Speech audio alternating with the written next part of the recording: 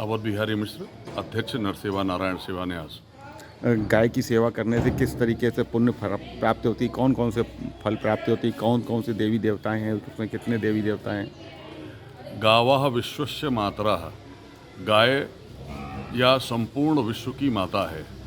गाय में, जैसा हमारी परंपरा में विश्वास है कि 33 कोटि देवी देवताओं का वास है। गाय इस धरती पर प्रत्यक्ष देवता है, इसलिए गौ सेवा करने का विविध प्रकार से पुण्य प्राप्त होता है।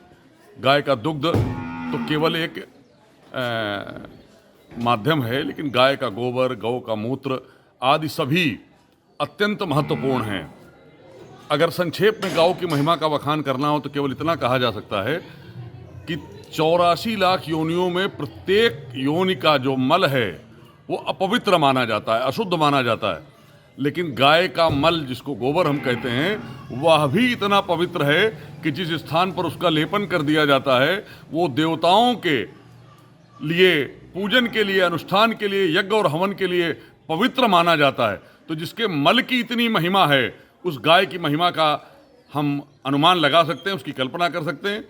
तो गौ सेवा करने से और गौ की कृपा से ही देश का कल्याण रहा है। जब तक भारत गौ प्रधान देश था, तब तक भारत विश्वगुरु के पद पर प्रतिष्ठित था। संपूर्ण दुनिया को ज्ञान, विज्ञान, कला, साहित्य, दर्शन का अवदान देने में समर्थ था।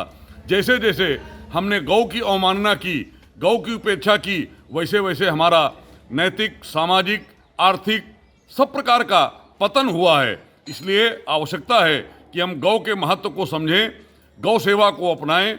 गौ की सेवा से ही विश्व का कल्याण हो सकता है। इस आस्था के साथ गौ सेवा के काम में जब समाज लगेगा तो निश्चित रूप से आज उत्तर प्रदेश में एक वातावरण बना है जो विगत 6-7 वर्ष पूर्व तक पूरे देश में, उत्तर प्रदेश में भी गौकशी के तमाम प्रकार के और ये घटनाएं देखने को मिलती थीं।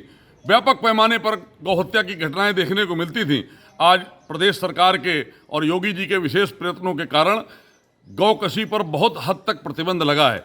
लेकिन यह समाज के लिए एक चैलेंज है कि वो जागरूक हों और अपनी गौ माता की इस प्रकार से सेवा करें, उनकी चिंता करें कि जिससे गौ हत्या की स्थिति न बने। जब तक गौ हत्या इस देश में होती रहेगी, गौ का रक्त इस धरती पर गिरता रहेगा, तमाम प्रकार के यज्ञ, अनुष्ठान और पुण्य कार्यों का फल प्राप्त नहीं होगा।